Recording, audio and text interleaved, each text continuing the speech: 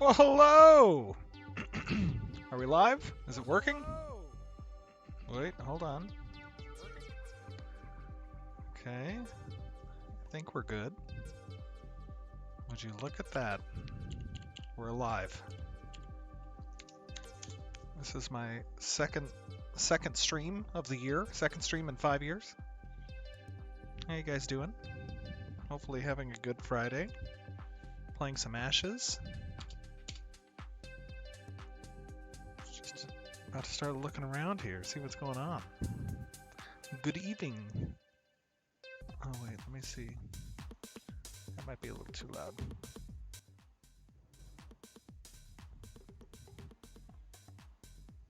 How's that? That music a little strange? Oh, we have a friend. Oh, they brought a bunch of friends.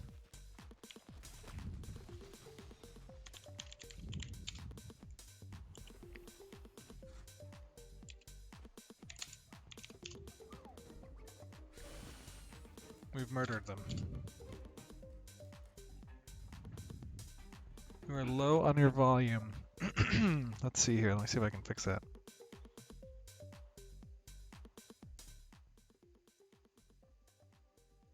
All right. How about now? Is that better? I am currently on, I believe I'm on Vira. I think I'm on Vira.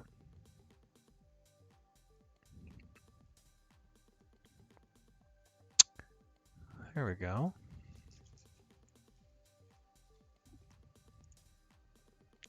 Got some mushrooms.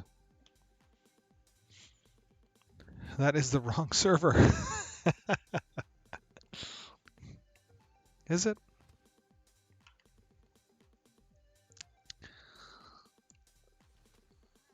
Uh-oh.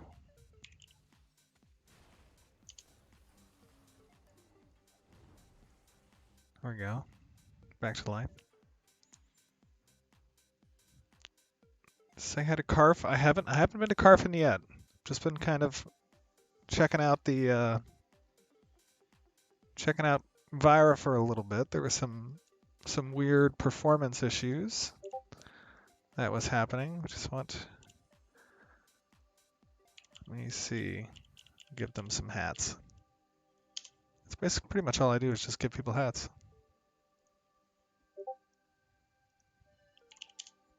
They're transporting resources.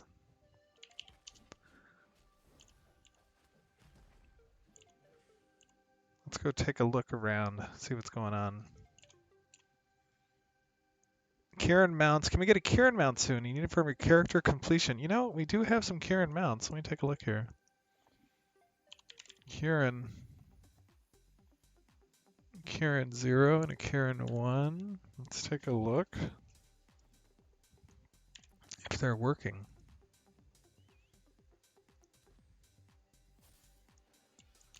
Uh-oh. Uh-oh.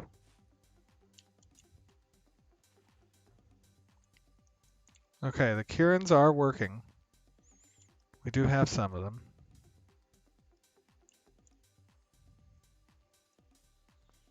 They're basically a big looking kind of carp-like deer almost.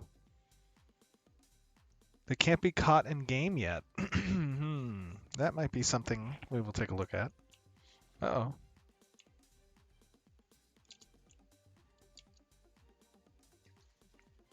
Got a little too dark out, didn't it? Let's see if we can adjust that. A little bit better.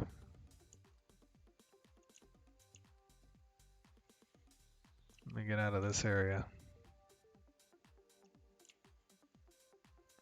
Get up here. There we go. Oh, you know, actually, we can just be. Let's just. Oh, nope. That's not what we wanted. Let's try the other Kieran. See what that buddy looks like. You don't think I'm on Vira? I might not be on Vira. I could be on Lineth. Oh, there we go. But you know what? This one has a saddle. That's not going to serve my purpose as well. if I want to roam. Oh, the Arctic Prowler, actually. Let's do that one. We'll run around as that. People will be like, what's going on? Okay. There it is.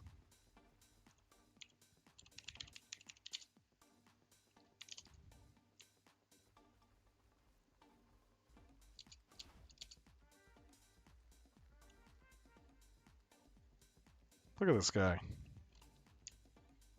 See if we can move down here. Okay, we have a question from Diet O'Right. Steven, we're being naughty in Carfin. That's not a question. Who's being naughty in Carfin? Darth QnA, which I can only assume is a Darth Vader version, but in the Philippines. Will there be an ability to transmog / wear cosmetics? There will be. We do have a transmog system that is planned. It's not in yet, of course, but we have plans around it, and our armor sets are crafted in such a way to facilitate that. Both from a dye perspective, as well as to swap individual pieces of mesh appearances with other mesh types. I think these people just wonder what is going on.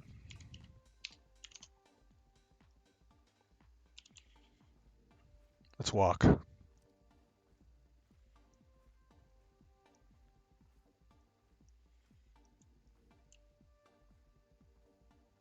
They're probably thinking to themselves, what is going on?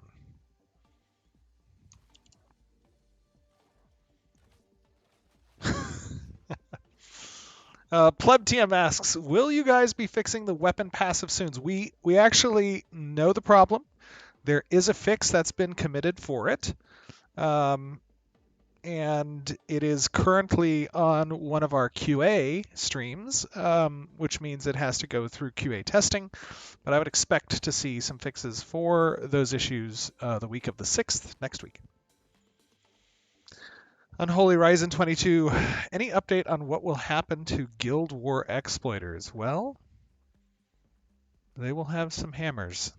Hammers from the sky will fall upon them after I have an opportunity to confirm issues for those individuals with our logs and with our reports, which will be the week of the 6th. Again, the team is on break until the 6th, so basically it's been a relatively skeleton crew of myself, along with some of the directors, our technical director Zach, and our director of engineering Mark, and one of our principal engineers Kevin, and Margaret a bit as well, have been kind of on duty over the course of the last, since the 20th, really. So it's just been a really small skeleton crew of trying to address, major issues throughout the break. But it was a long year, and it was a hard it was a hard year for us at the studio.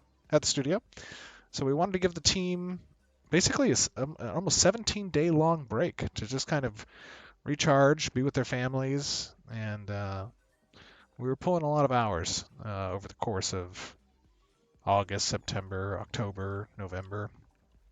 So anyways, next week we get back on Monday, and we'll be hard at it, going through a long list of compiled bugs that I've put together over the course of this last couple of weeks, and I've already prioritized for our QA teams. So that is happening. Kane Nurmi asks, hey Steven, will we expect any new mounts in Phase 2? Yes. There's actually a whole number of mounts that need to get rigged up.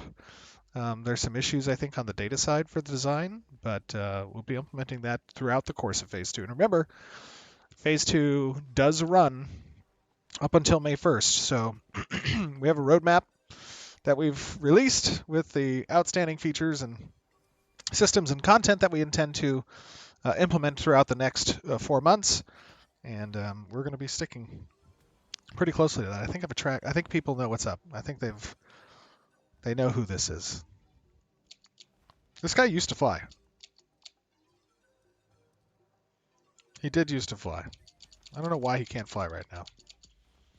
Maybe I'm not a mayor. Let's see if I can make myself a mayor. Am I a mayor? Maybe that's the problem. Maybe I need to be a mayor. You are not currently a citizen of any node. We can change that. We can definitely change that. Let us become a mayor of the node of Lionhold. What do you think? Should I become the mayor of Lionhold? I could do that.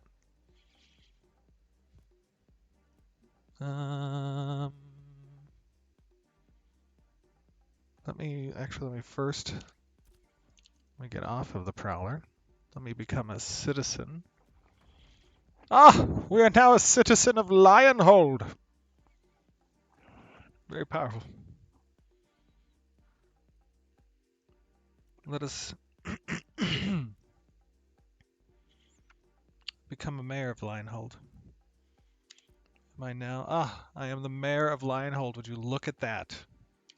We've done it. Let me unsummon this guy.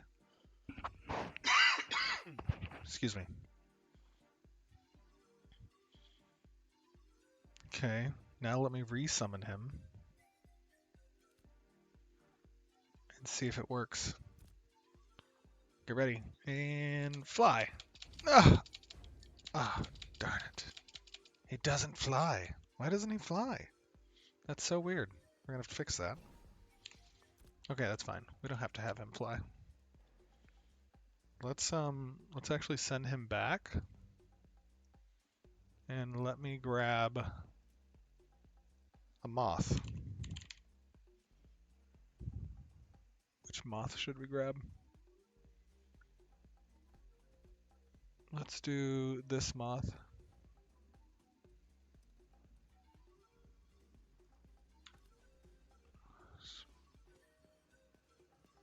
Okay. We'll do Dawnbreaker 2.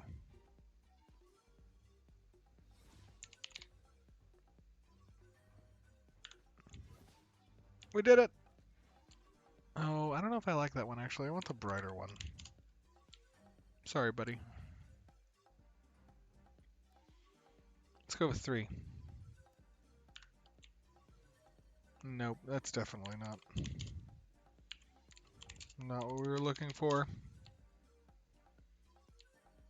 Let's go with 1.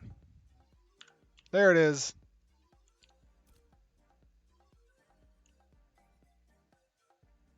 Done.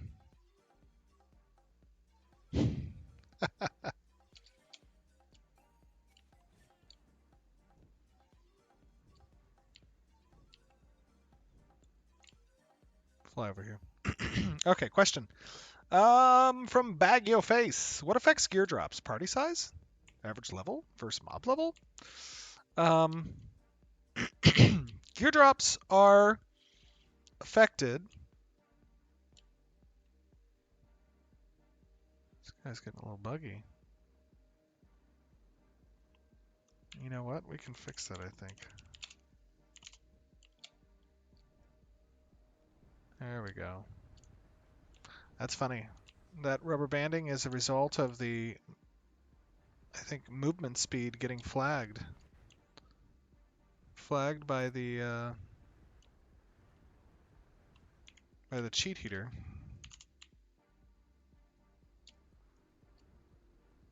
Okay.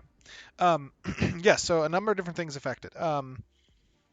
It is affected by not party size, no.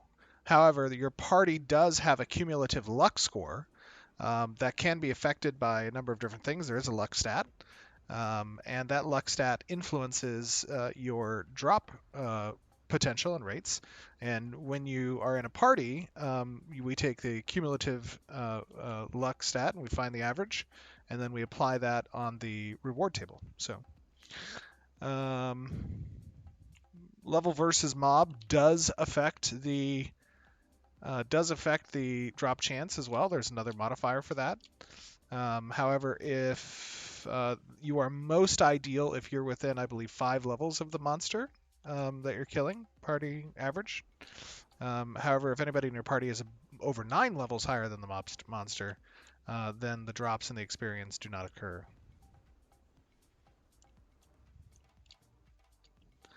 All right, let's see what we got. Next question. False God.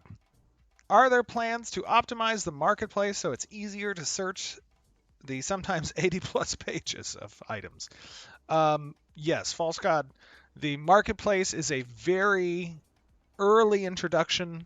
There is a lot of outstanding functionality that's going to be introduced throughout the course of Phase 2 for that marketplace.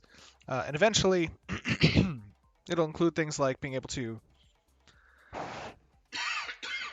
Excuse me.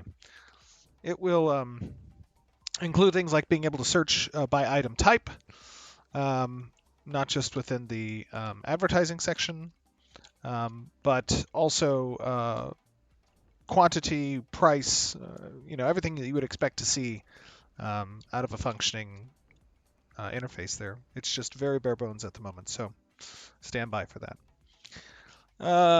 Major Swift NZ, which I assume is New Zealand.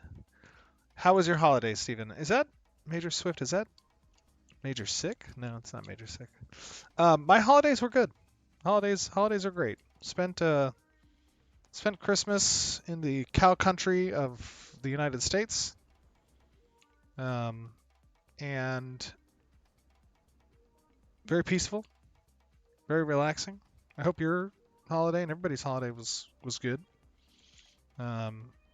For New Year's, we played some trivia games with a few friends and made a fantastic dinner. Had prime rib with some grilled shrimp pasta, some bacon and green beans with corn on the cob. It was pretty yummy, I gotta say. It was very, very yummy. And then that prime rib lasted for like, I don't know, probably 2 days afterwards. It was like leftovers, which the best meat to have as leftovers is definitely prime rib in my opinion.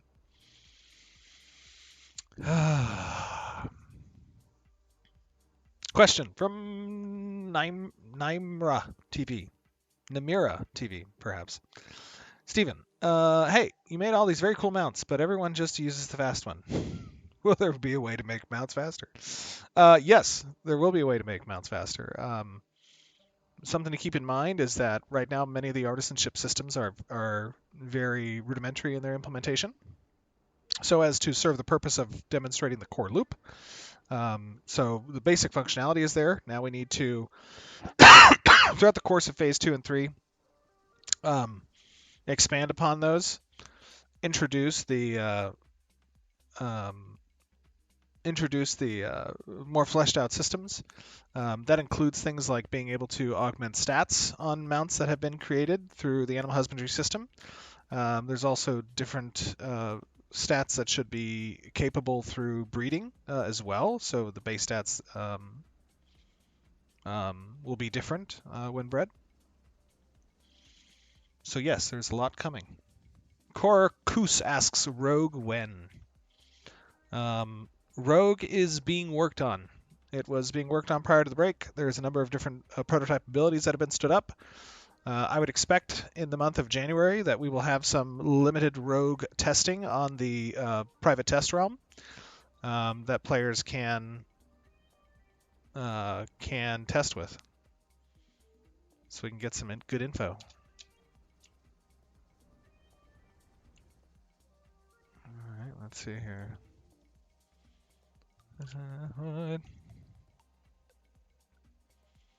Uh-oh. Let's see.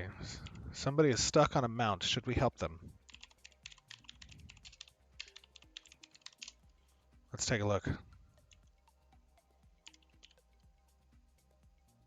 Oops.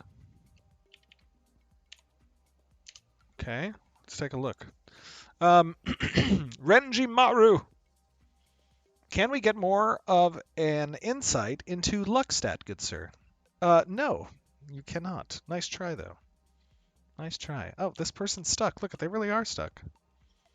Let's help them out here. Let's move them. Where should we move them? Let's move them up here.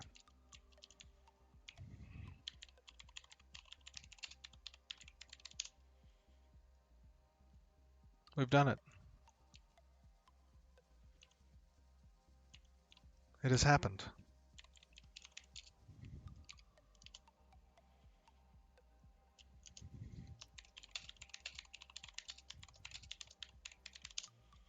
You are welcome, Mr. Cat Guy.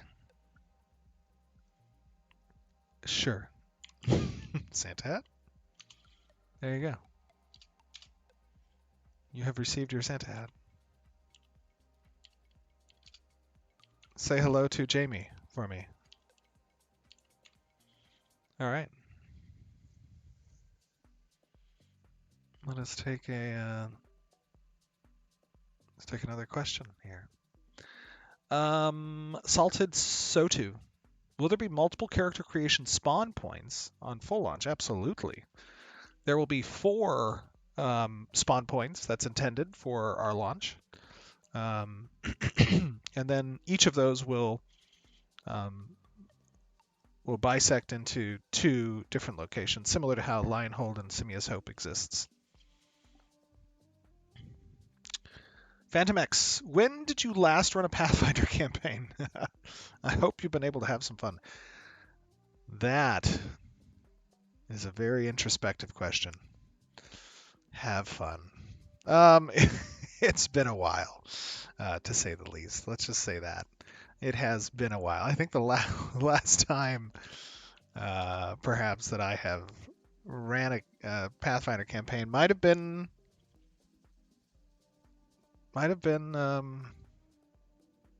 when we did our last Extra Life, I think. It's possible. Yeah, that's possible. Might have been the last Extra Life.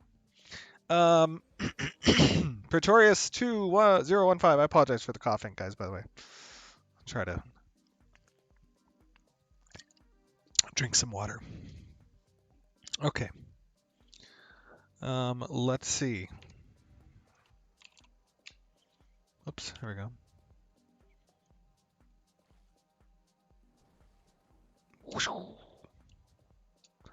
Let's see. What else? What was the next one? Okay.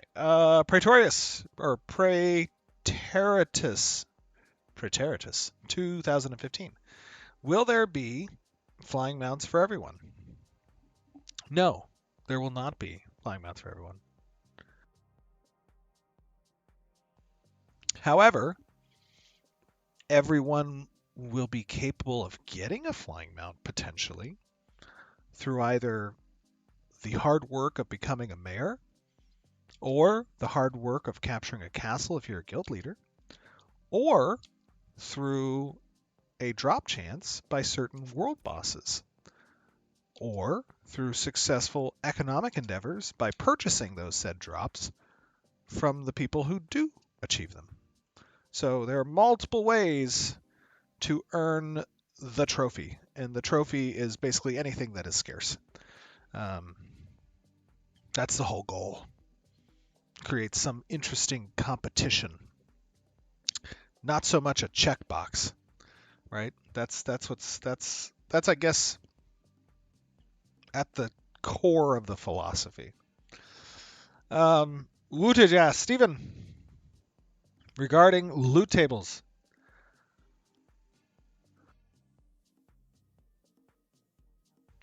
Regarding loot tables, is there more gear in pipeline? It seems that the same 3 sets of gear for every class at the moment. Wootage, there's not just more gear in the pipeline. There's more of pretty much everything in the pipeline because the pipeline is still functioning to deliver a game. And there's a lot that is outstanding to continue to be done. Alpha 2 is going to be a long process. It is going to be different than what it has been for the last few years, which is us talking to you about development, and instead now you're going to be watching that make its way up from the depths of our development infrastructure being down on our dev streams or on our QA streams as they make their way into our production streams, which is the Alpha 2 environment. So, yes, there will be many more armor sets. The character team has a lot on in the backlog that is currently outstanding to do, but also there's a lot of armors that aren't currently in Alpha 2 but live down on Dev as well, waiting for the economy design team to set those up on certain reward tables, to set up the recipes, to set up the crafting. So a lot of those assets have been created. We've shown a lot of that off over the years, but now it needs to be implemented in a way that makes sense. Weebles, Steven, I live in SD as well. Favorite taco place? Ooh, that's a good one. That is a good one. My favorite taco place is probably fish tacos from Harbor Fish Cafe, which is up in Carlsbad, right off of the 101 and right near Carlsbad Village Drive. So it's called Harbor Fish Cafe. It's a great little hole in the wall kind of place. They're closed on Tuesdays, but they have probably the world's best fish and chips that I've ever had, but also as a result, fish tacos as well. So something to keep in mind. Question from Flossie KA. Steven, will there be account-wide storage? We have talked about this. We want to be kind of alt-friendly. So I think that entails including some ways to get items over to other characters on your account. Whether that takes the form of storage or some other mechanism is yet to be decided, I think. But the core tenet there is having accessibility across your different characters so as to reduce the cumbersome nature of getting access to the things that you've earned. So it is, I understand it's a horrible experience, Obamanizer, to do that currently, but that's because the feature is outstanding. So we're still working on that. Solver Dosed. Oh, another thing to think about, by the way, when you think about those kind of quality of life features, at this stage, being in phase 2 right now, the beginning of phase 2, many of our focuses still are around core gameplay features, and quality of life features aren't really core to the gameplay experience. They are just that, they're quality of life features. So when we spend our time in development, trying to bring online different systems and different content, we're doing so at this stage in order to prove out a lot of the game design as a whole, and that means we don't put as much of a focus on the quality of life features. That's why the testing phase can be struggle bus a little bit for people who are accustomed to more game-like settings, right? More early access-like settings, more quality of life features being available because they're not accustomed to playing in an alpha. And so that's something to keep in mind, I think, and also beneficial to communicate outwardly to other players and other testers that is the stage we're in. Okay, question from, let us see, from Solver Dosed. Look at this little raptor. How cute is that? Here, have a hat. Homelander. Oh my god, don't zap me. Do not zap me. Chronox. Sir Wizard a lot. Zazax. You may all have hats. Hello, friends. Where was I at? Oh, Silverdost. Solverdost. For phase 2, other than Rogue, what is the next upcoming feature that excites you the most? I think that in phase 2, the most exciting feature is probably going to be Siege. I think Siege is going to be interesting.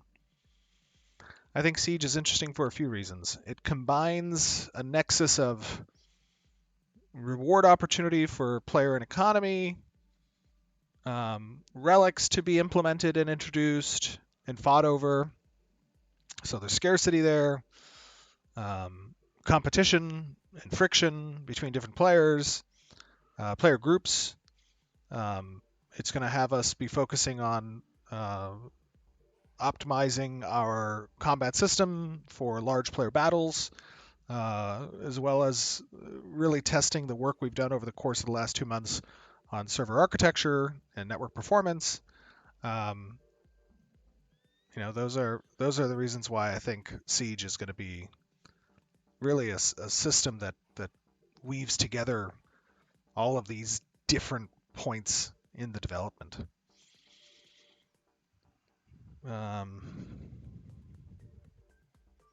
Question from Moose 7200. Steven, will you wear wigs? Will I wear wigs? Why would I wear wigs? What's in a wig? Let's take a look at. Let us see. Look at that. Not too bad. I bet you that volumetric cloud is going to go up if I move towards Steel Bloom. Let's see. You watch that volumetric cloud. It's at 1.5. Wait for it.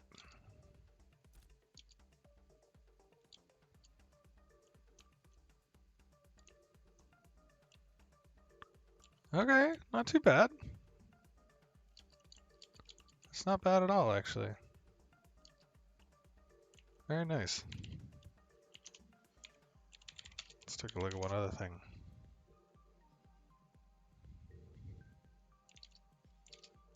Okay, world tick is a little high. There's a lot in there, though. Oh, all right. Question. Motor Joe! What up, Motor Joe? Motor Joe was in one of the guilds that I was secretly in during phase 1 called Twisted Nipple. Twisted Nipple. Sounds like a drink. A good drink. And unfortunately, my voice mod wasn't working, I think, one day. And I entered into Discord, and they were immediately were like, that sounds like Steven. So that was unfortunate. I got discovered. I was discovered. Motojo asks, let's see here. When will the oceans be open for all? Caravans use the oceans right now, but when will the red wall be gone? When the ocean content is ready to support gameplay. I would say late in phase 3. That's my guess. Late in phase 3. Tiny Tebow. Tiny Tebow asks, God King Steven, can you speak on the upcoming fix for corruption baiting at all? Well, I guess it depends on what we're talking about with corruption baiting. I think there's a few bugs that are currently in the alignment system that are causing some players to go red. I think we're all aware of those. So I know that the player combat team is going to be focusing on those along with a few other issues such as the infinite tank mitigation and some other stuff. So I would say look for some changes there. Probably the week of the 6th, perhaps the week of the 13th, on some of those corruption baiting issues. Okay, question from Wooglet. Wooglet asks, can you tell us anything coming to the desert in January? Can you tell us anything coming to the desert? There's going to be some new NPCs in January. There's going to be some additional fleshing out of the desert as well. Let me take a look here. Where am I? Let's go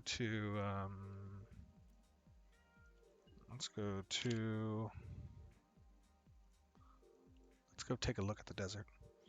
So there'll be some new NPCs. There's going to be probably a couple of points of interest that are going to land near the end of the desert, near the end of the month as well. There's going to be some refinement of the terrain as well.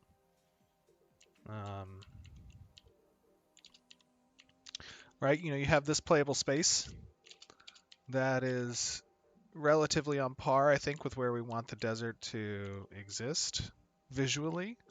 But level design is still being worked on. So what that means is, we talk about what type of playable space there is in the desert, and how those POIs fit within that area.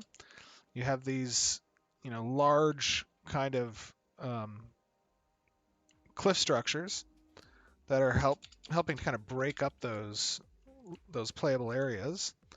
But right now, the spawners, because the terrain's going to be continually adjusted by the environment team, our world design team has mainly used what are called area spawners in order to place mobs here, because hand curating mob placements, as the world team would normally do, can be kind of wasted work at this stage for the desert, since it is being redone by the level design team. And then once the level design team has their pass in place, that's when environment can go and touch things up visually within the space, and then the world design team can start doing more curated monster placements. Here you see the dunes, which are not often actually utilized for many kind of deserts in games, because they can be just so barren. But we have some plans that I think are going to be interesting and fun. So we'll see.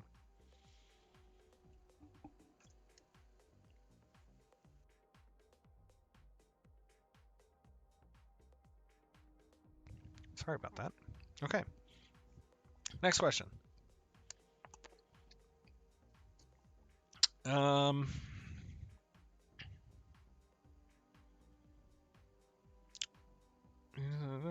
Phantom X, can I have a sandal instead of a hat? I don't have a sandal to give you at the moment. At least I have a bag of the sandal. Could give you a sandal bag. Ooh, look at this area. This is nice. Got a pretty little river. I wonder if there's a nice little current in here. Just kind of floating. Let's see.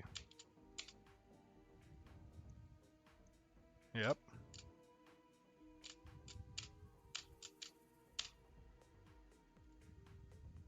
Let the waves wash over you. Unholy Risen 22. Will there be changes to make PvP more viable? Corruption is brutal, so people are just training mobs onto each other instead of doing actual PvP. So corruption is supposed to be brutal, because that's really not the avenue of PvP that we want players to leverage in those types of circumstances. What we do want, however, is players to interface with other systems that can be utilized for PvP, such as node wars and guild wars. When you have social friction within those playable spaces, oh, here we go, look at that.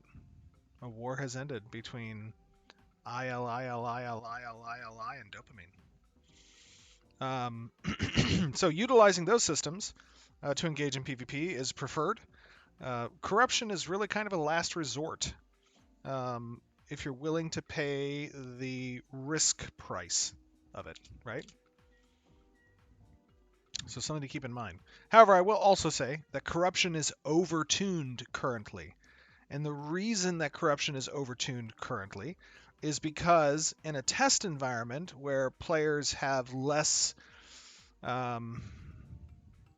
interest, less attachment, less concern for their character's persistence and achievements, because it is eventually going to be wiped, right? Then you have certain player behaviors that are not expected within the system. So as a result, we, for the purposes of alpha, have chosen to overtune the corruption system so as to try and mitigate some of the issues. that can come around with non-consensual PvP, which is not the crux or focus of the game. It is available, it is possible, but it's not something that we want to be rampant. So something to keep in mind. Am I still moving with this? No? Maybe. Another thing that's important to think about is training. You mentioned training in your question. Right now, there's some outstanding feature work on the code side to implement for NPCs, that when monsters leave a certain radius distance from their original spawn location, that the hate they accrue can only be generated for the members of the party that drew initial aggro. This will be something that helps to mitigate training within hunting environments, so as to make sure that player friction and conflict stay within the confines of the PvP systems and aren't necessarily being abused with the training system. So that's something to keep in mind. Okay, let's see, next question.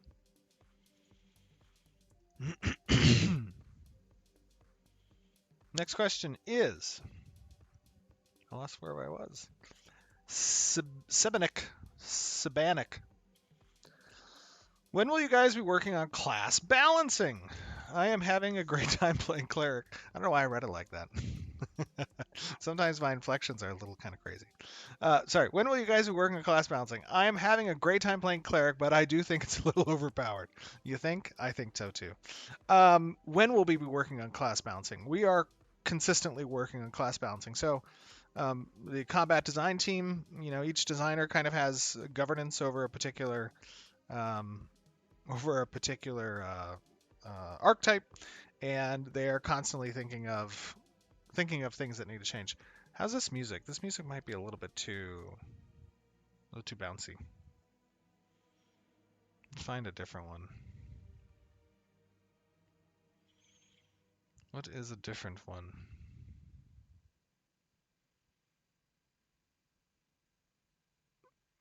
Hold on. I will find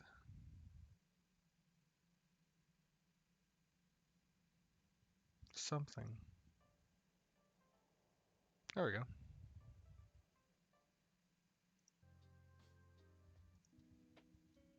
Perfect. Okay. So yes, balancing will be something that is consistently done throughout the course of the alpha and all phases. And of course, the things we balance are going to be predicated on priority of issues that we find with any particular need. Real, my name is Jeff. Steven, can I have a hat? Real, my name is Jeff. I don't know who or where you are. If that's your name, maybe. We'll try it here.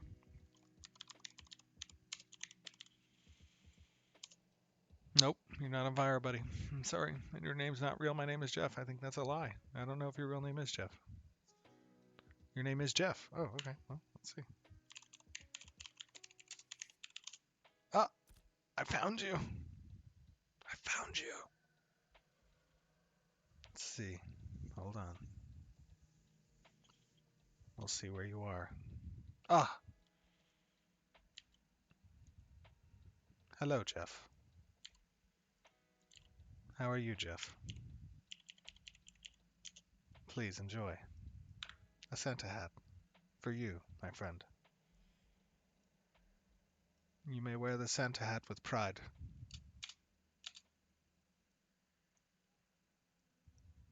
Did you get the Santa hat? I hope you got the Santa hat. Show off, I can't fly. You can't fly, but you have a Santa hat. So really, which is better? Come on now. Look at look at your little self running on the roof here. That's crazy. Did you get your Santa hat? I don't see it. Did you equip the Santa hat? I need to confirm that you have the Santa hat. Where's the? Give me the Santa hat. Pay this man his monies. Show me! If you do not show me the Santa hat, you'll be in trouble. Okay. You asked for it. You definitely got the Santa hat. There it is. There it is. Very nice. Good luck. Bon chance. Wrong Jeff. Is that a different Jeff? Is that a different? Is that the wrong Jeff? Oh no, it's a fake Jeff. Oh no, where's the other Jeff? Real. My name is Jeff. Where are you? What server are you on?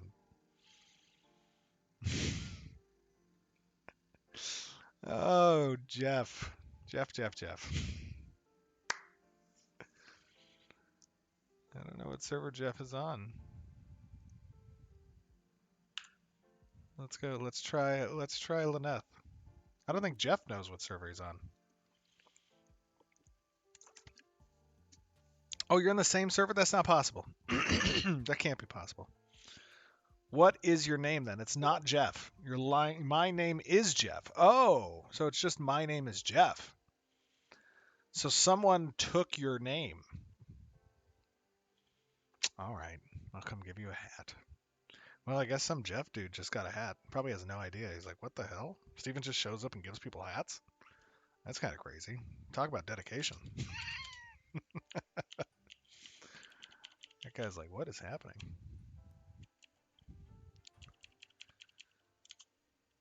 Am I on Lyneth? Or did I? Oh, okay, let me see here. My name is Jeff. Okay. I did almost kill that innocent man. I almost murdered that guy. That guy almost died. There we go. My name is Jeff. There you go, Jeff. There's your hat. Let's see it. Let's see that. There it is. We did it, boys. It happened. Oh, okay. We got some more hats. And there you go. You can have some hats too. I'm the real Jeff, if anybody asks. You almost got a man killed.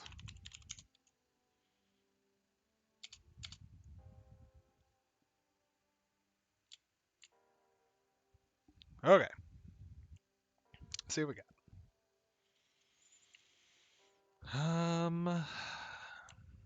Next question. Holy Empress Zero. Steven, will any actions be taken against those who have gotten freeholds by abusing exploits? And is there going to be an increase to the number of freeholds? There will likely be an increase to the number of freeholds. It's also possible that when the additional functionality for freeholds gets implemented over the course of perhaps the next month or so, that we might even reset freeholds because we might have to. So that is a potential, as we all know, within the alpha. So be aware of that. As for exploiters, yes. My intent is to action against exploiters that can be confirmed through logs and reporting. Once we have the opportunity to inspect said logs and reports at the start of next week. Question from Yalaus75. Hey, Steven. Do you guys have any plans to add public transportation to the game, such as airships in Arcade? We have a couple of plans around transportation. One is through node-to-node transport, which can be done through the stables, I believe, through upgrades that we're intending to implement. Uh-oh. This is a lot of moon rays. And then the other is we do have a plan for, I think it's scientific nodes to have. Is it scientific nodes? I think it might be scientific nodes that has large ships as well. So yes, there are some plans for that. I really like them. I remember when I played Lineage 2 for the first time, back when I was like 17 years old, and I was a human playing on Talking Island, which was this like starter area for humans. And in order to get to the main continent, I had to take a ship across the sea. And I was just like, oh my god, this is so cool. And there was a bunch of people on that ship too. They were like, we're going with you. We're going to a new world. That was a cool experience. And you did it. You had to buy a ticket. That's right, One Dude Live. You had to buy a ticket. You had to get a ticket for the ship. Question from Wootage. Steven, can we somehow check how many total hours we have played in Ashes? It's for bragging rights and very important. Unfortunately, you cannot. We can see that, but that has not been exposed through any UI for players. Oh my God! Look at this look at the little box.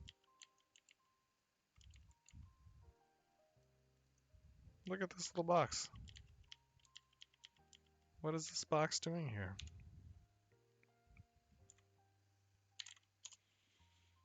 Let's grab this location so environment knows that we have a box here. Done. Boom. Santa hat. Hello, adventurer. Question from It's the G. Steven, when are we getting the Underrealms? The Underrealms. That will probably not be exposed and accessible to players until some point early to mid, I'd say early-ish phase 3. My cursor is messing up, but I will try to equip it ASAP. Oh no. That's okay. Good luck.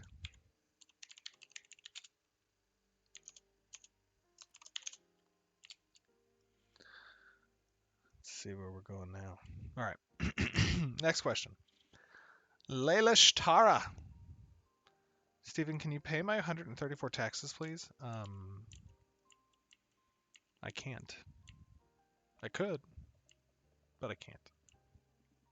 But I could. But I won't. You have to earn those taxes.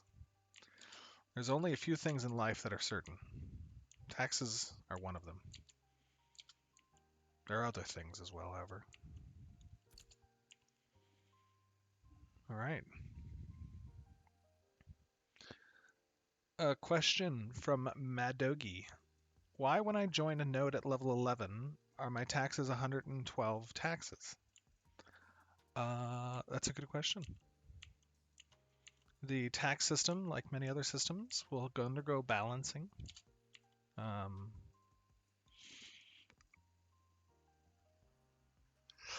got a text from, or excuse me, I got a whisper from Zip.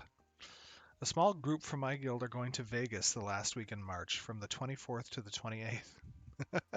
You should come out and grab a meal with us. Zip, I actually used to do Vegas trips with my guild. We used to have guild meetings in Vegas. I would rent out this ballroom and we would have like constant food and like a buffet and all these tables with computers on them and do like LAN parties, and we would do board games all day long. It was like basically taking all of the nerddom that we as a collective group had, going to a city where typically people party nonstop, and just taking our nerddom with us. So that was it was great. It was definitely great. A lot of fun. And now some of those people work at the studio, actually, funny enough. Some of those people who were in my guild, one's an engineer, another's a producer. A lot of fun.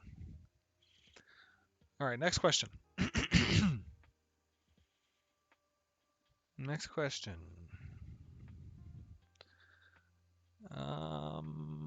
Another Jeff wants a hat? All right, maybe.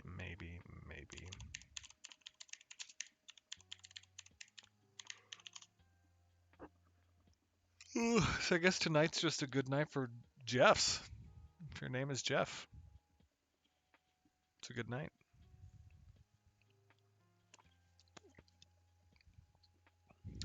There it is. The Midnight Society. Hello, Jeff. Enjoy your hat.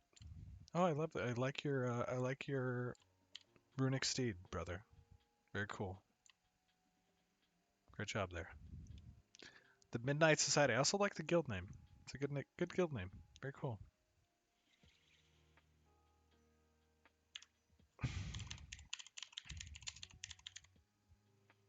Sevenak.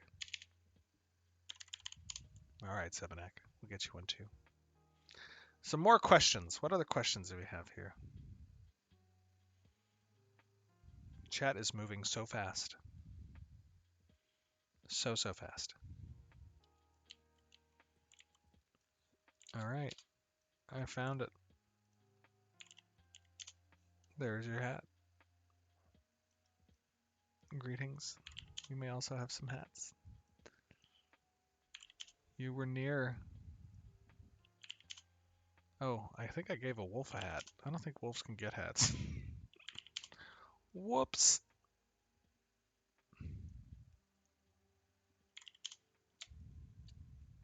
There we go.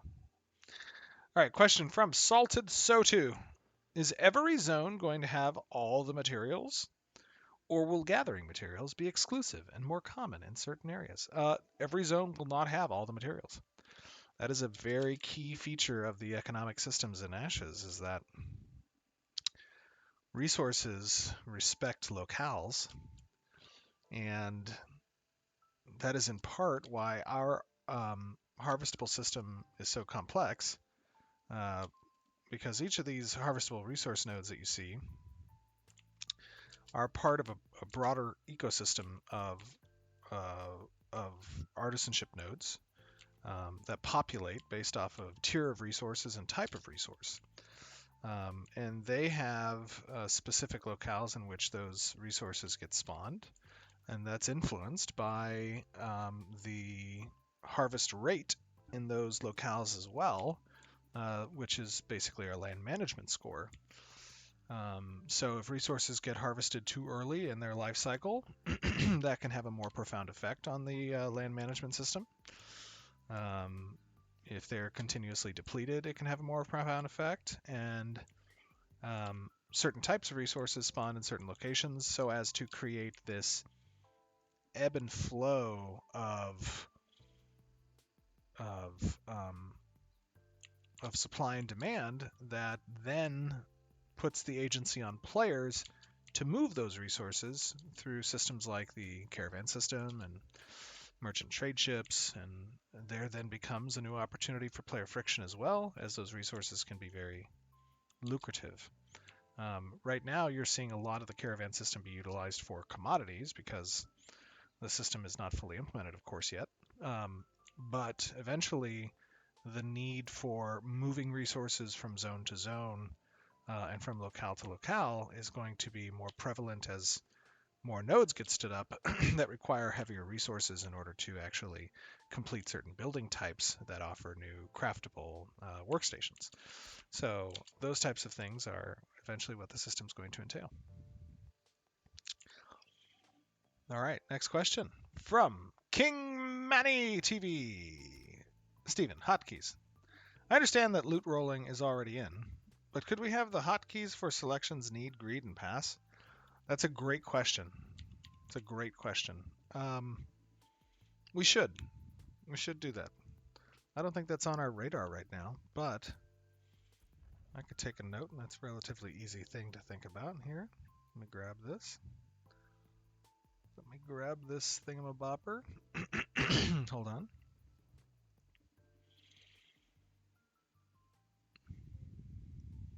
Put a little check mark next to your idea. Oh my god. Who is this guy?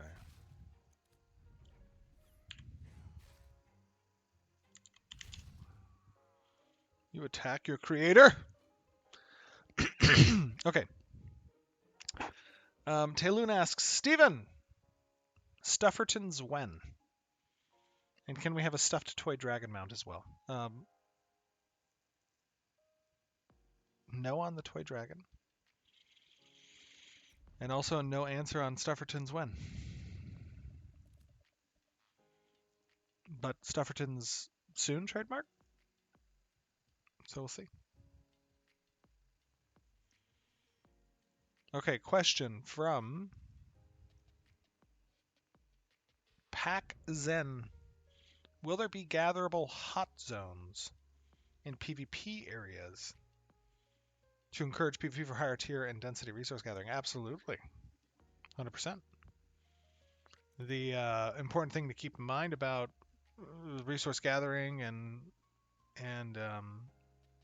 this idea of player conflict is that we also have a zone known as the open seas, which is a good example, I think, of your question as to having certain cross sections of the artisanship resource table or commodity resource table intersecting with areas of the world that can be more dangerous. And that is something that we want to simulate through having lawless territories as part of Alpha 2 as well. But we haven't quite gotten there yet. So that is something to look forward to, I think, as part of the upcoming phases. Okay, next question from Zeitgeist. Stephen, hi. Currently, it is impossible to loot animal carcasses above heroic. Is that a bug or is it normal? That is probably not a bug. It's probably outstanding data that design has yet to input. So, the way that our data structures exist is each of these systems within the economy, have defined resources and achievable harvestables and loot that you can acquire. And some of those are not fully implemented yet. So that is outstanding work. Grand Chalupa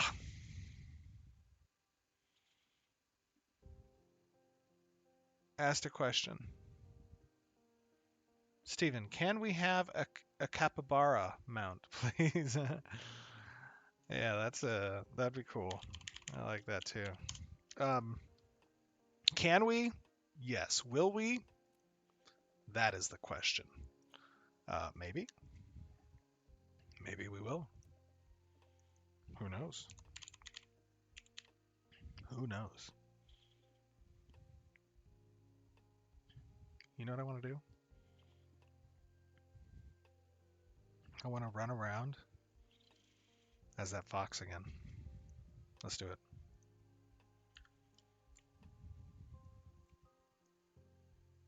Look, it doesn't even have a name. No name. It's just like...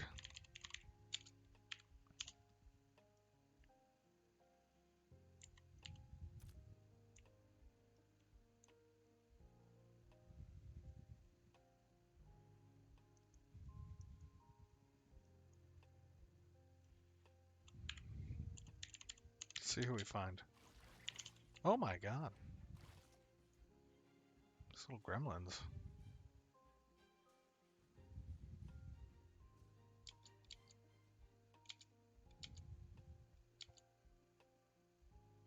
Wait for it.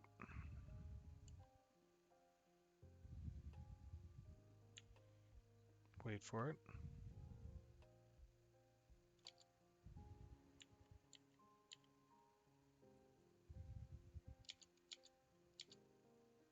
We did it. Okay, shh, shh, shh.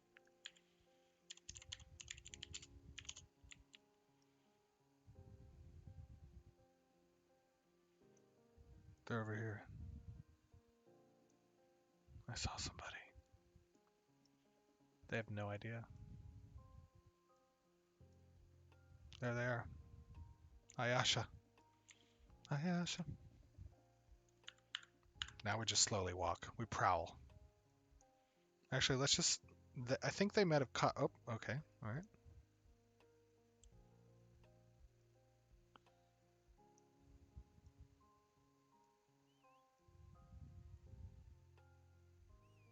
What do you think they're thinking? Think this person knows? Oh my god! They have a shoals. They do know. They do know. How do you know? Shh. Don't tell anybody. Okay. Here we go. Questions. Next question. Therius asks, Steven, do you know when the family system comes implemented? Probably not until mid to late phase 3, I would say. The family system is really another kind of quality of life feature. I wouldn't say it's a core system per se. I'd say it's a nice way to govern permissions, access, group storage, stuff like that. It's going to have some, I think, good features, but it's not something that's high on our bar to implement just yet. So I would say at some point, kind of later in phase 3, something to keep in mind. Question from Solvran. Steven Tolnar, when? Well, I think our next 2 races that we're going to be working towards are Pyre and Nakua. So Pyre and Nakua, I think, are going to be our next 2 that we implement. Tolnar, probably not until middle-ish to early phase 3. Careerian, can you give us some insight into how the religious system will work? Well, the religious system is going to have a number of different shrines that exist throughout the world. And there will be a religious quest progression that will allow players to, in a very commodity type sense, acquire faith and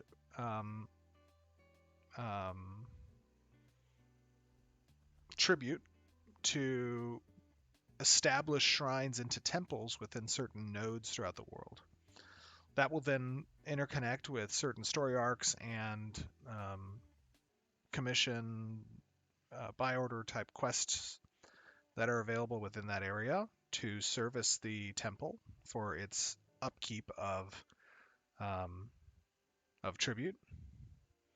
And then players can scale the ladder socially within the religious system to acquire access to certain vendor tables that cross-section into artisanship, certain purchasable gear and different consumables predicated on your level within the religious organization. There will be 6 organizations that will be competing for that tribute and those resources within the world. So when you acquire that stuff and you dedicate it to a particular shrine or temple, you'll be in competition with members of other religious organizations that are also in pursuit of those things. Again, introducing this element of scarcity and competition so that players have something to vie for, right? And that's kind of the general idea behind the religious system. Okay.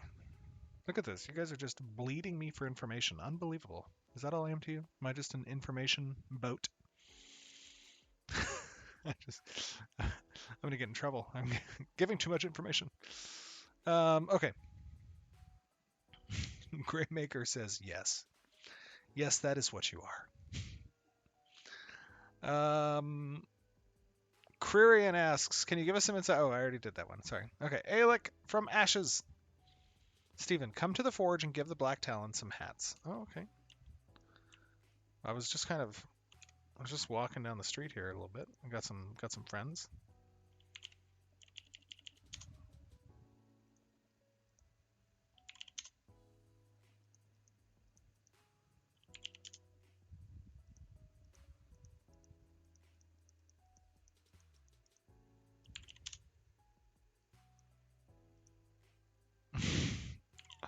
Epion says, I don't know where this guy's going, but he's got twin firetails.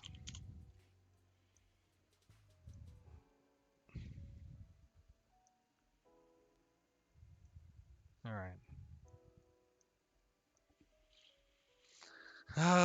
Question ravages all. Are there going to be more freeholds in Phase 2 on Lyneth? I believe they are all sold. Yes, ravages. There will be additional freeholds.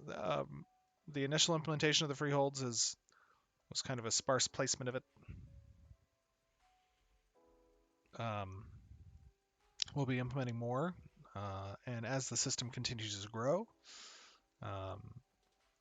we may even reset those freeholds as well and do the proper implementation of deployable freeholds that are administered under certain estates that are managed by the nodes.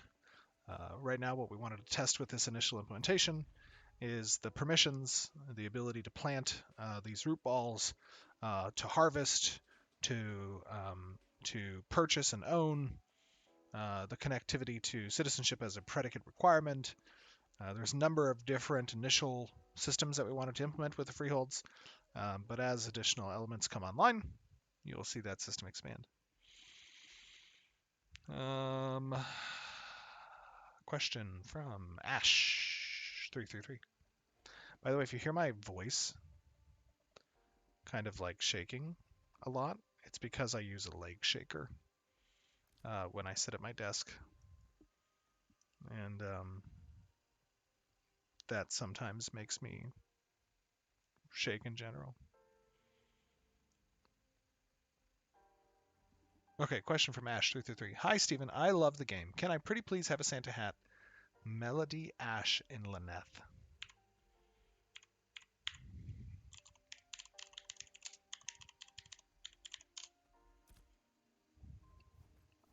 Uh-oh. Ruh-roh.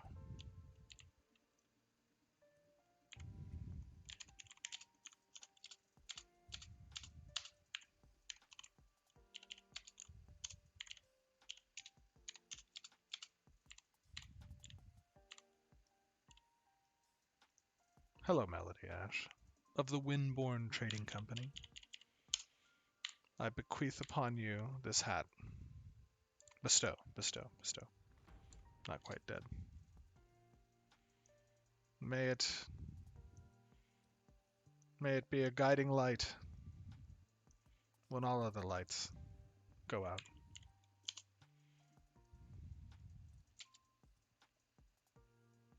Farewell. Okay.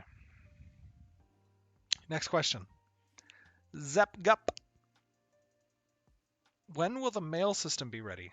I need to mail some stuff to alts.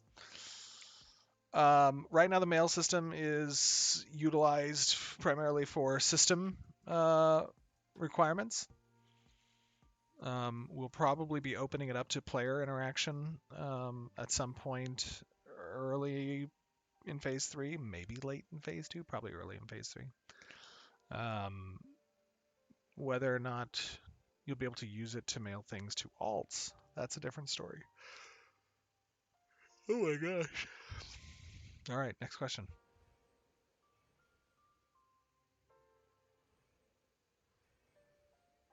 Cybless. Will mounts of different rarity have upgraded speeds? Oh my god, look at all these people. Whoa, what are up with all these crocodiles? It is the Federation Opal. Greetings. Where did all these people come from? We want. I don't know that Firebrand will be good. It might be bugged at the moment. That's like on one of my top things on my list to get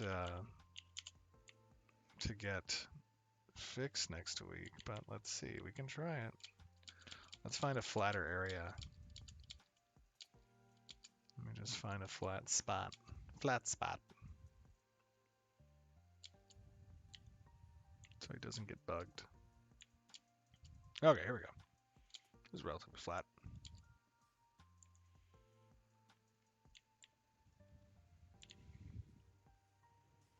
We shall attempt it. Let us test if Firebrand is working.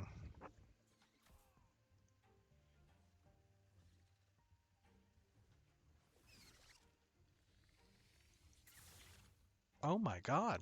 Oh my god. Oh my god. No.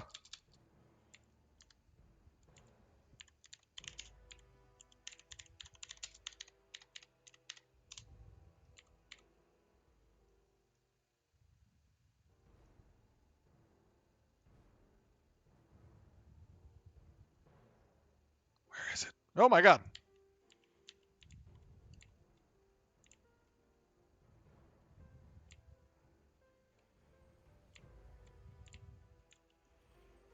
I should have made sure this is an okay server worker. Let's take a look here. Okay. See, he disappeared. Why is he disappearing?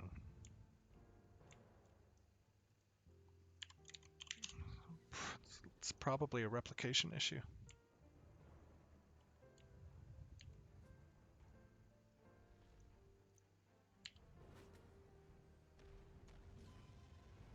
Ruh-roh.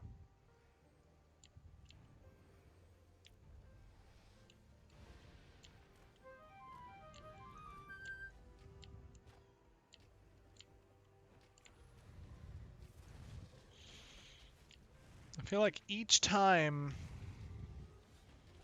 it activates a specific, oh god, a specific behavior in the state tree, it stops replicating. Maybe. Okay, maybe not. Let's take a look.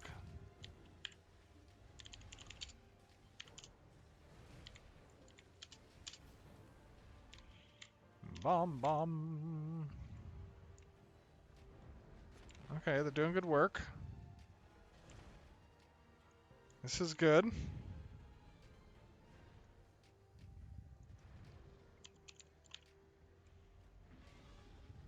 You know what we should do? Oh, hold on. There we go. Let's do it. Let's do it.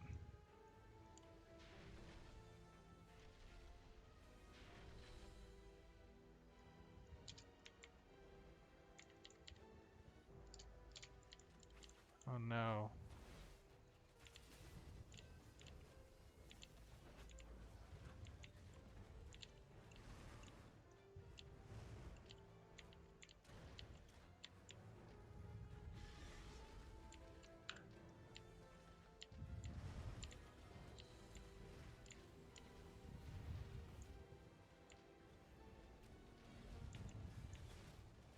Put in some flame minions.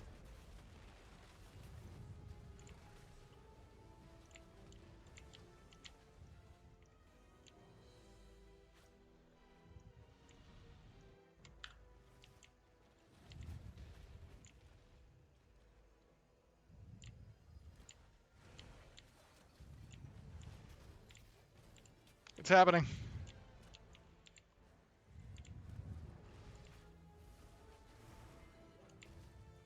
Okay, look at this guy. He's doing some work. This tank.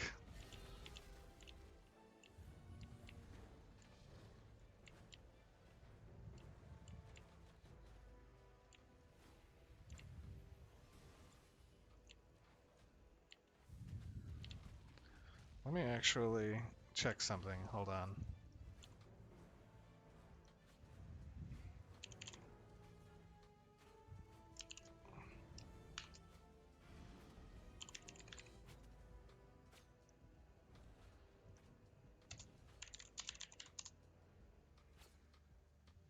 Okay, hold on.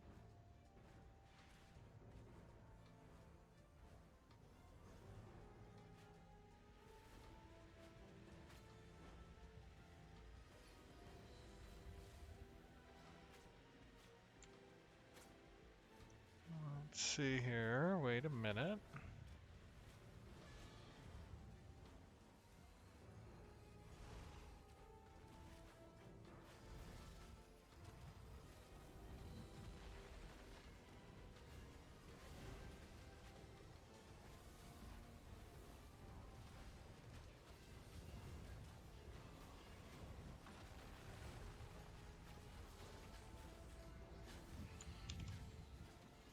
Let's see how the movement performance is going here with this guy. No, look at this. It's totally net relevancy replication.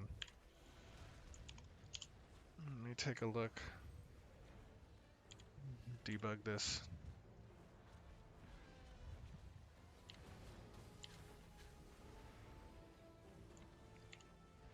Perf seems fine.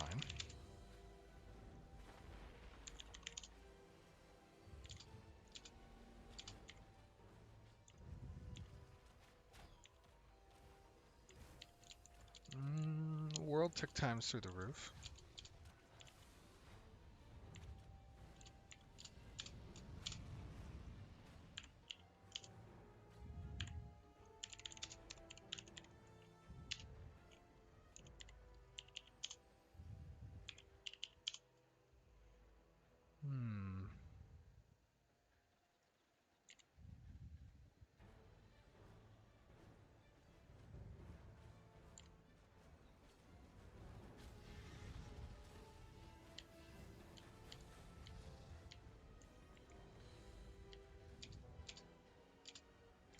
Draw's pretty high, but that's because there's a lot of players.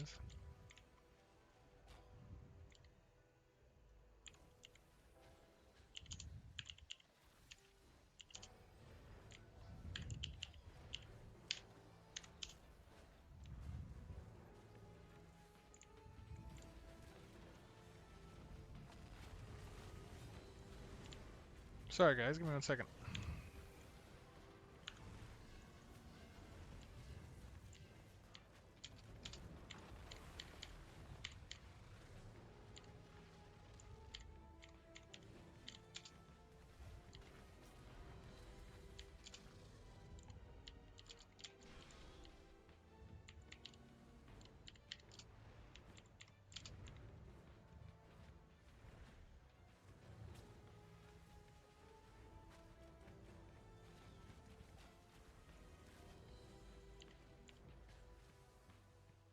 Oh, the net relevancy is just not replicating down for this boss. He should be at like 150 meter net relevancy distance, but I think it's succumbing unfortunately to the to whatever we're doing on the network side that is bringing in that draw distance or that the call distance.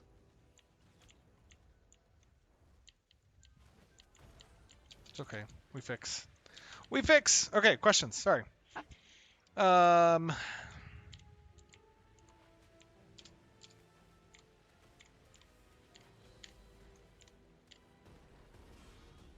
Next question.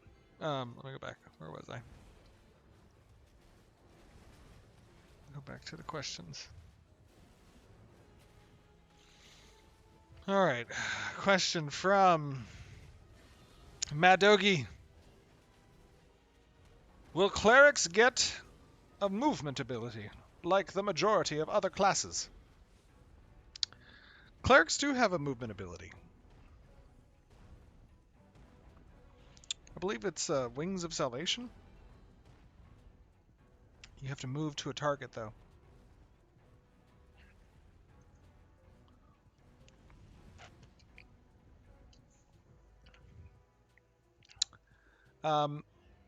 Elgin Knight asks, any update on players that still cannot use treasure maps? Elgin, you know, we tried to fix for that. We tried to fix for that today, and unfortunately, it did not fix the issue. However, I am very confident that we will get the treasure map situation fixed within the next week. So, one of our principal engineers, Kevin, attempted to fix it. However, he was not the original author of the treasure maps. And unfortunately did not work out this morning. But we will debug it, and we will get it fixed. I know those treasure maps are fun. I enjoy them. Are treasure maps giving too much loot? Will they be nerfed from spec? To be determined. We shall see. That is the whole purpose of testing. We will see how much on our data collection side the treasure maps are generating within the economy, both of resources and or anything else, and we'll weigh that value against other faucets within the economy.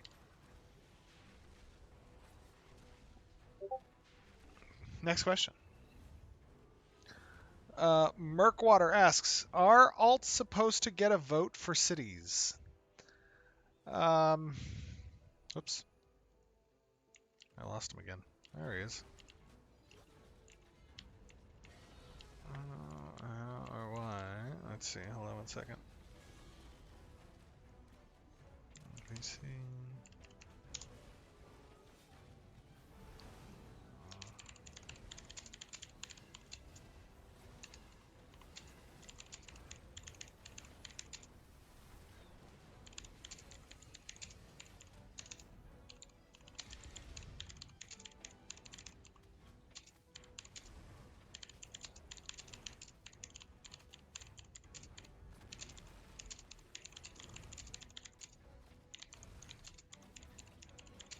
Okay, sorry.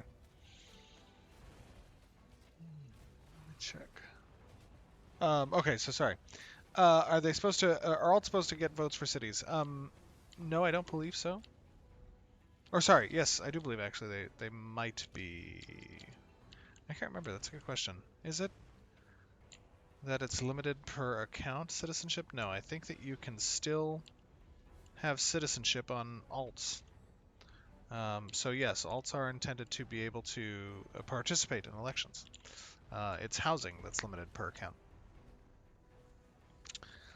Okay, question from Trips36. Hi, Steven. When will you fix the zombie negative healing bug? Did you ever watch the movie Star Trek Generations? It was a great movie. There was an episode, or excuse me, there was a series called The Next Generation. And in Star Trek Generations, they have this opening scene, basically where Captain Kirk and Scotty and I think Bones maybe, or Chekhov, I don't remember who. They board the Enterprise B, which is like this new ship at a space dock. And the captain of the ship, they're sent on this rescue mission within the solar system, but they weren't intending to do that because they were just doing a test flight, right? But there was this distress call, and they left space dock without a tractor beam and without a torpedo, without a complement of torpedoes, and without pretty much a lot of different systems were not available, not aligned yet, because it was supposed to be a test. And they were every time they would ask the captain, "Do you have something?" he would say, "That gets installed on Tuesday." Well, generally the team is on break right now, so they'll be back on Monday, which is the 6th, and that's when we'll be addressing a lot of these issues. So for the zombie negative healing bug, that's not going to get fixed until next week. I'm sorry, it reminded me of that situation. I'm sorry. Shinji's says in all caps, "Will stat potions be nerfed? At the moment, too broken. As powerful as a weapon." They become mandatory and ruin PvP for anybody with them on cooldown. As all things balance oriented, will stat potions be nerfed? They will be balanced, and they will be balanced taking into account both player feedback as well as data that we collect throughout the phases. So something to keep in mind. Look at all these dead bodies. Did they manage to actually kill the dragon, or did it fly off somewhere? Oh, okay, we found it.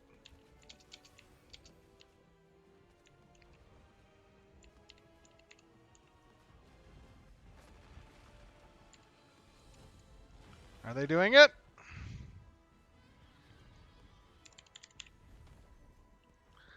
They did it. Now let's give them a little surprise.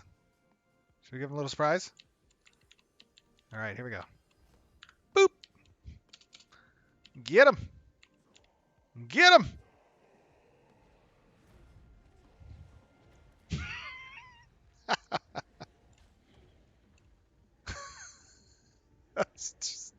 That's too good. These were followers of Firebrand. Firebrand's servants, the giants. Tiny to Firebrand, but large to humans and other divine races.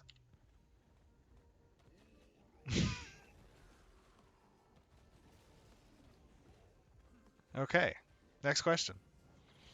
Burrock Go 14. How would you describe the rogue gameplay you design in one sentence? That's a great question. In one sentence? Find me if you can.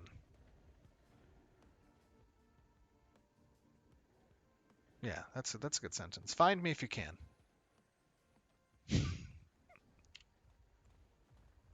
Okay, they're doing good with the giants.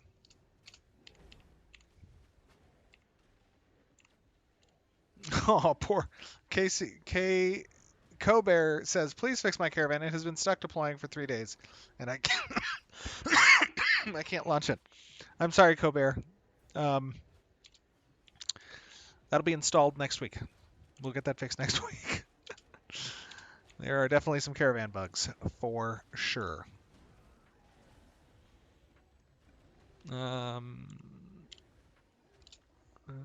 Somebody said, can you remove the experience debt? I can't. That debt.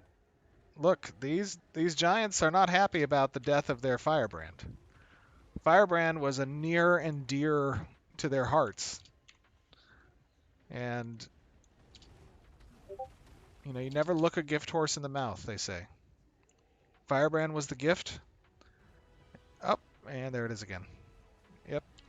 Very nice. And it's dead. Next question. All right. Emperor Kaiser. What happened with wars early? What happened with wars early? I know you guys tuned them down after a P1 bug. Was using them an exploit, or were they just poorly tuned? They were bugged not having their cooldown, and also there was some, I think, an economic bug with some of their costs associated on certain war types. And then additionally, because of that confluence, rewards were being exploited, I believe, as a result. So I had the reward tables removed from the wars. The long-term intent, of course, of wars is not that there are actually system-generated rewards, but rather that guilds within their progression will accrue skill points, experience, things that resources that they acquire through success, through whatever. And that wars are a way to take those things from other guilds. So nothing system generated is occurring, but it's intended that guilds can take these things from others, of course, with a sync incorporated as well. So it's not just 100%, transfer rate. It's going to be some percentage transfer rate, and also some percentage sunk for the losing guild. But that has not yet been implemented, so something to keep in mind.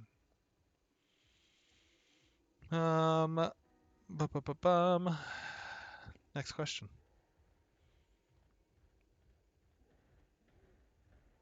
Harpy Burb. I was wondering with farming, will you be able to work on making your just based on what kind of droppings you used? That's a good question. I think there are a lot of plans in place for farming. Right now, we've temporarily utilized, I think, herbalism for a majority of the farming stuff as a vehicle right now for the loop. How are the Giants doing? Oh, okay, they're doing okay. I think they might have given up. Shall we send the Giants back from whence they came? Let us do that. Good night. You have served your purpose.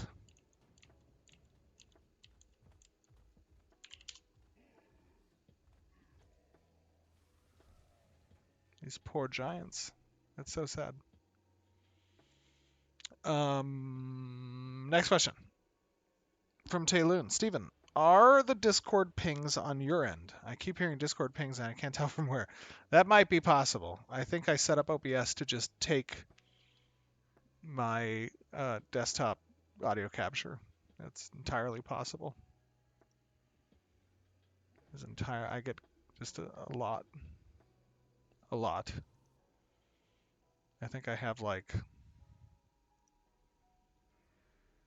17 or 18,000 missed DMs. Some significant portion of DMs are missed. Whoops.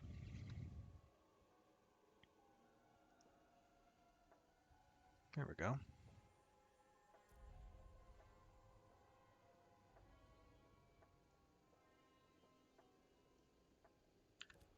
Let us go over to our friends on the EU side.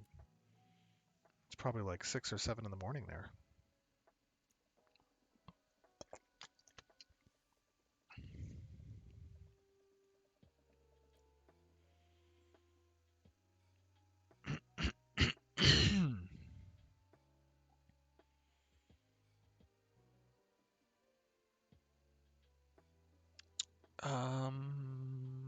It depends, Kaiser. It depends.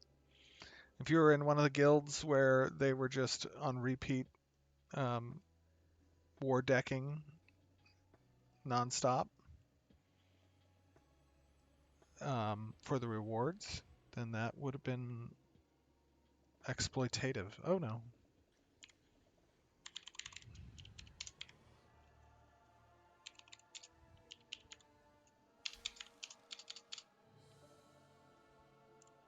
It's okay. Look at that guy.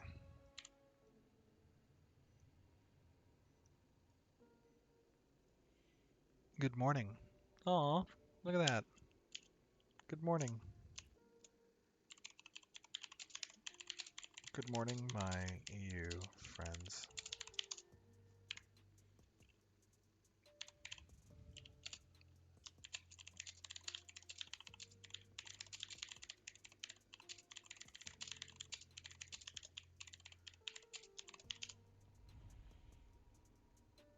Boom. We did it.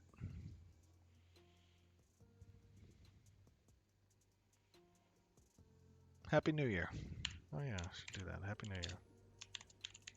You know what I should have done? I should have done a New Year letter. That's what I should have done. There's just too many things. Too many things. Okay. Question. Zeitgeist. Do you know why Crocs are the fastest mounts on Earth? Even though they are water mounts. Is it a bug? Yes, it is a bug. It is a bug. It is a bad data layer that will be fixed very soon. Very soon. So enjoy the fast Crocs.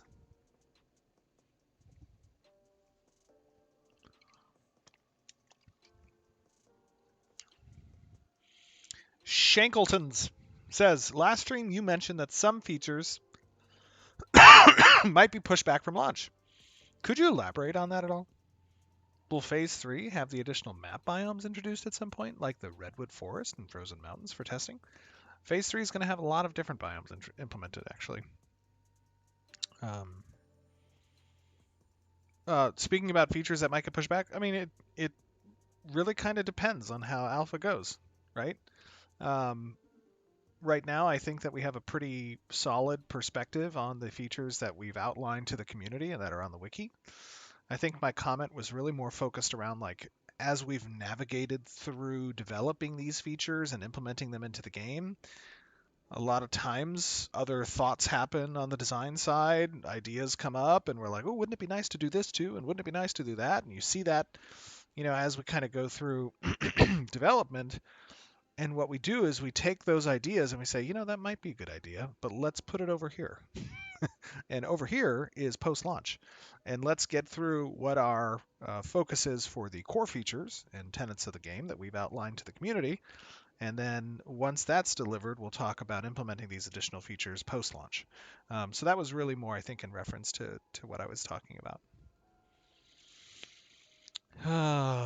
Let's see. Next question. Do the elf things have marshmallow heads? Oh, no. They have little box heads, little hat boxes. They're actually in a relationship right now. They're courting, but I think things are looking up for them on the horizon. So, they might get married at some point.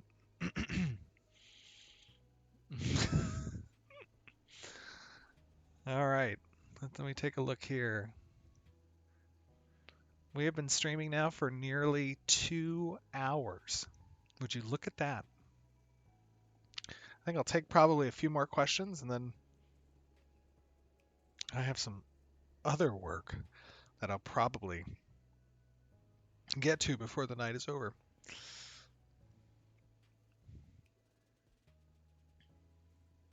Let's see, a question from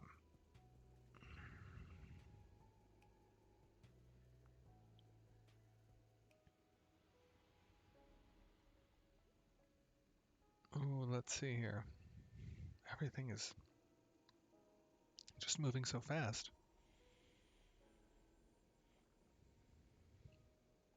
Okay, Graymaker Games says, please, Steven, could you give a PSA that caravans go poof and are not recoverable when you convert to a raft or back to caravan when placed on the border of server workers? That is entirely possibly true. So let it be known. Avoid that at this time. LT Biscuit says, are you having a good day, mate? Thanks for testing opportunity. Having fun. Cheers, ears. Mate, I am having a great day. It is Friday here in the States. Soon to be a fun weekend before the team gets back in studio. Ran some errands today. Went over to the office. Doing another stream. Yeah, I had a pretty good day, brother. Thank you.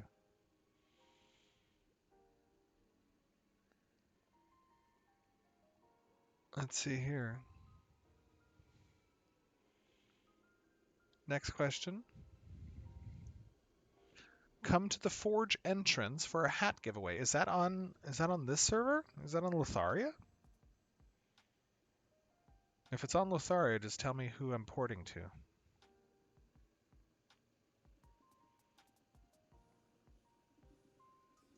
Oh. So those two are called these guys over here are the Betty and Mary Mark box. Very interesting.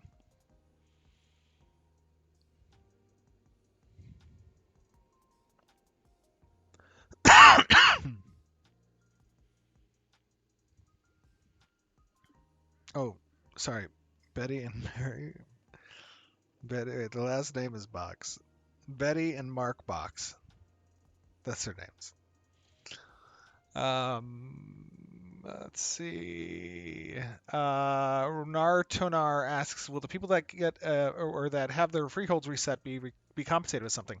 I believe that the people who get their freeholds reset when we do the additional implementation of freehold tech will likely be granted a deed or something to that effect, giving them somewhat of a leg up in acquiring a new freehold. Um, so we'll see what that is. We'll see what that is. Coffee and Milk says progress on dynamic server gridding. That's going to land at some point in phase 2. We have 4 more months. Excuse me. 4 more months of phase 2. Progress is being made. So it will land at some point in phase 2. Barack Go says, Steven, what is the most unexpected and surprising takeaway in Alpha 2 so far for Intrepid? I think in phase 1, it was very surprising the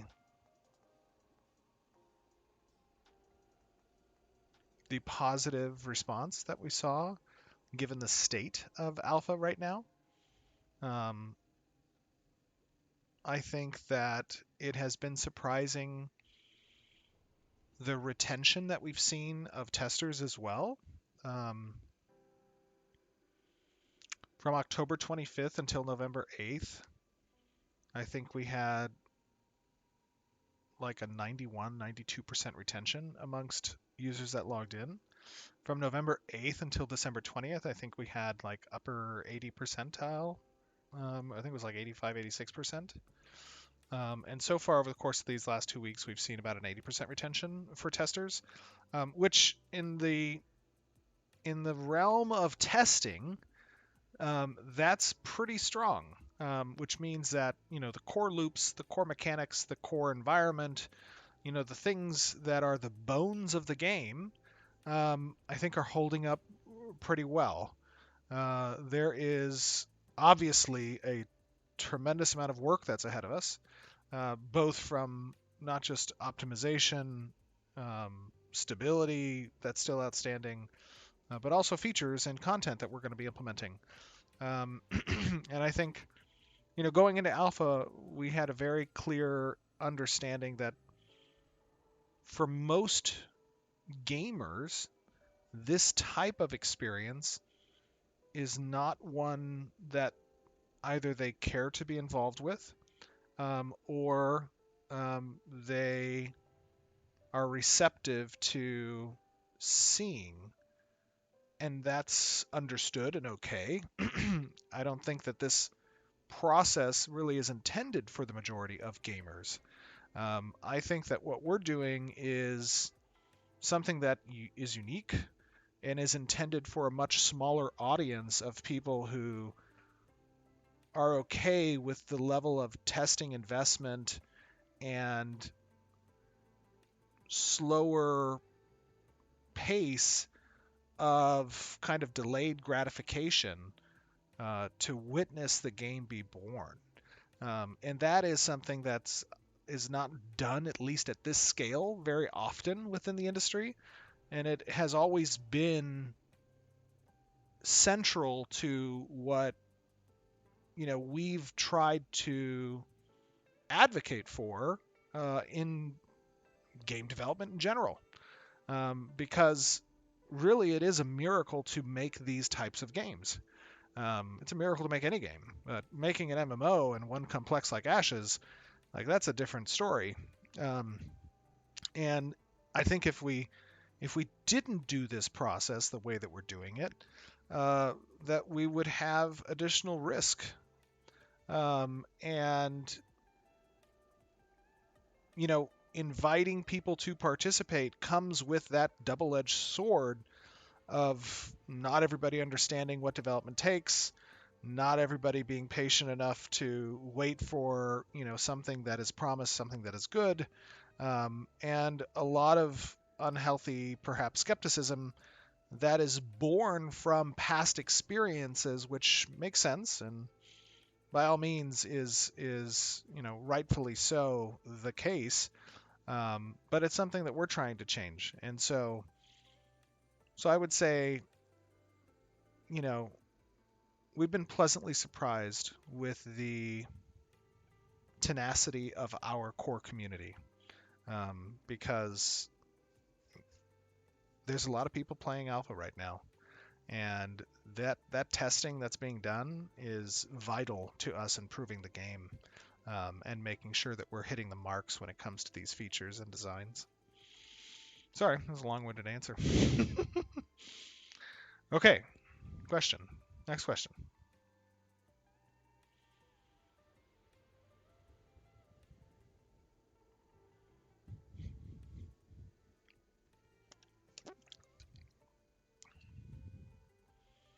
Polly lost gear.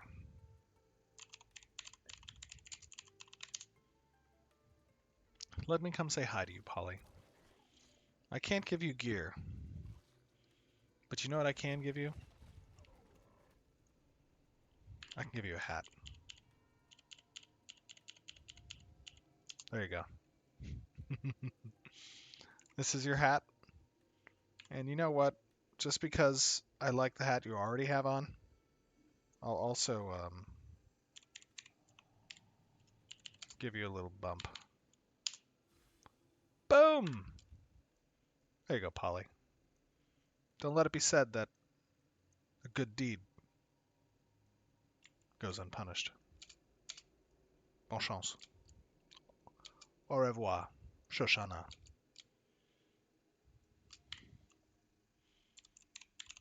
I thought that my speed was a little faster. Okay. Mes amis de Lotharia, où est tous les personnes?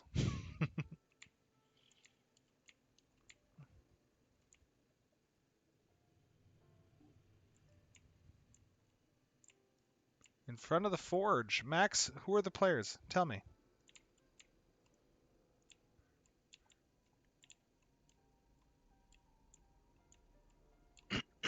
Corbanic asks, what days do we plan to have servers closed? Probably Monday and Tuesday. Probably Monday and Tuesday.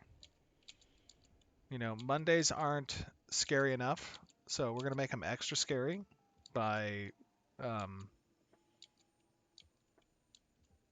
by pulling the servers down on Monday and Tuesday. And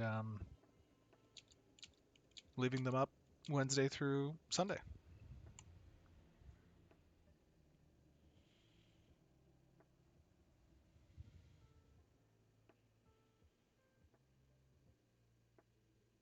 My French, I don't know if my French is that nice. Um,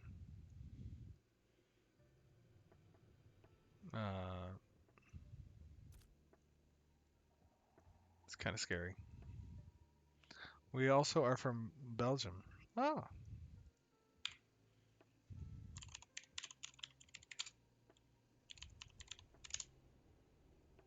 Let me see my Belgium friends.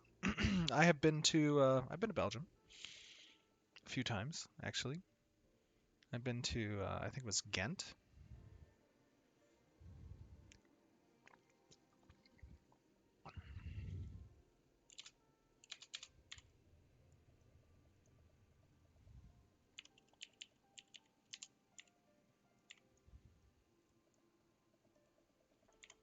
Greetings.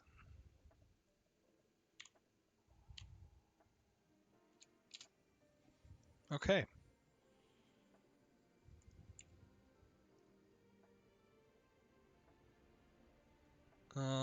Question. Last question. Let's do one more question before we sign off for the night.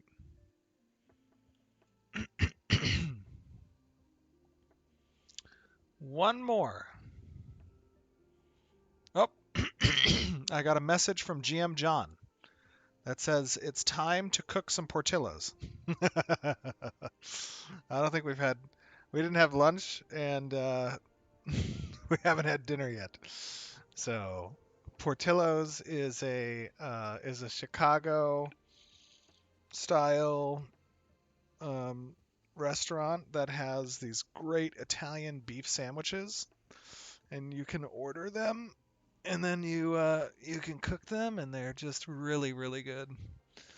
Um, oh yeah, absolutely. Those hot and sweet peppers, extra. Oh my gosh, I like dunk my Portillo's roast beef sandwich just into the juice completely. It's like completely wet. It's so good. I'm sorry. When are we getting Portillo's in game?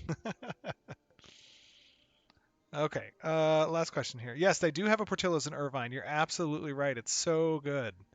Irvine has a Portillo's. Whenever we go to Vegas, we make sure to stop there and get our Italian roast beef sandwiches. I know. I'm sorry. I didn't mean to make people hungry. Oh, hold on. We have a lot of hat people here.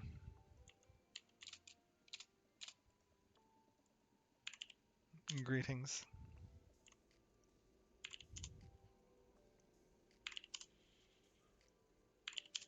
Here we go.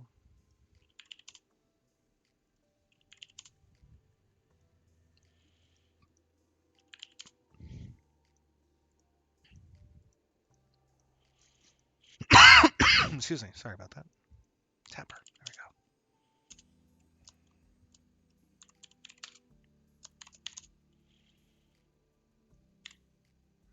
go. All right. Last question. Here we go.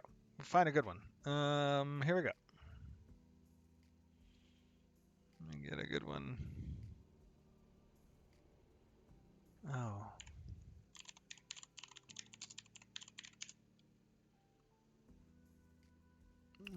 Okay. Okay, here we go. One question from One Dude Live. I have noticed huge issues with culling. A lot of the time, I have to get pretty much in aggro range to see mob. Is that intended? Okay, let me explain a little bit about this actually. It's a great question. This is a good question to end the night on. And before I do that, let me say hello to my dear friends here. Then the Knights of Valhalla, the follower of Mithras, and the Eternal Vanguard.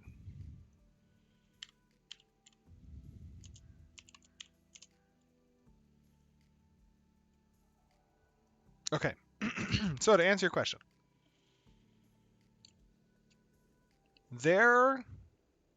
so before we have the dynamic gridding in place, sorry, apologize again for the coughing. Before we have the dynamic gridding in place, right now we're using what's called a static grid structure. And that static grid structure is essentially how we define boundaries throughout the world where certain server workers exist.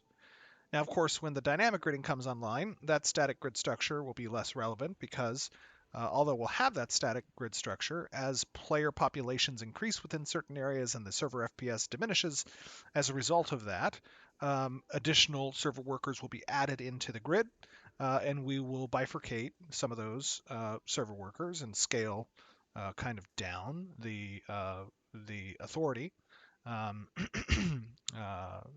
of a space. At this moment in time, because we can't do that quite yet. What we're doing instead is we have a certain level of contingency performance adjustments, basically, that happen as a server goes higher in load and has more players on it, and the frame rate of the server starts to drop a bit. We try to alleviate the processing requirements of that particular server right now by reducing the net relevancy distance so that replication between players within that server worker is not as intensive. In the most performance state for the server worker, that's if the server worker's frame rate, let's say, falls beneath 10 or 12 FPS, at that point we really start to get aggressive. And we bring that cull distance down to somewhere around 60 to 40 meters-ish. And that's why you're saying sometimes you can't see the monster. Well, that's because the monster is not actually replicating to you if it's outside of that culling distance. And the reason for that is because, of course, we want to try to introduce this contingency on the server performance side so that we get some frames back and the general interactions between players and monsters in combat and trade and all the other things that happen as being processed on that server worker can continue to do so in a way that's somewhat performant. So that's the situation right now. When we have the dynamic gridding passing QA and ready to implement on the development production servers, then instead of having to be that aggressive for these static servers, instead we'll be throwing in additional workers in and reducing the governance, the radius, the authority size of the existing workers instead to help alleviate some of the some of the performance issues. So there you go. There's the answer to your question. Well, I enjoyed my second stream of the new year. I hope you guys did as well. We were streaming now tonight for 2 hours and 10 minutes. We've done, I think we did it. We had a little fun time. I'm sorry that I cough. I'm sorry that sometimes when I speak, my, you know, stuff happens. But I had fun. I enjoyed it. Good information, good questions, great audience, awesome testers. Thank you guys for joining me. I hope that you guys enjoyed it. And I look forward to doing this, continuing to do this a little bit more often. Big shout out to GM John, who actually was grabbing your questions from chat and feeding them to me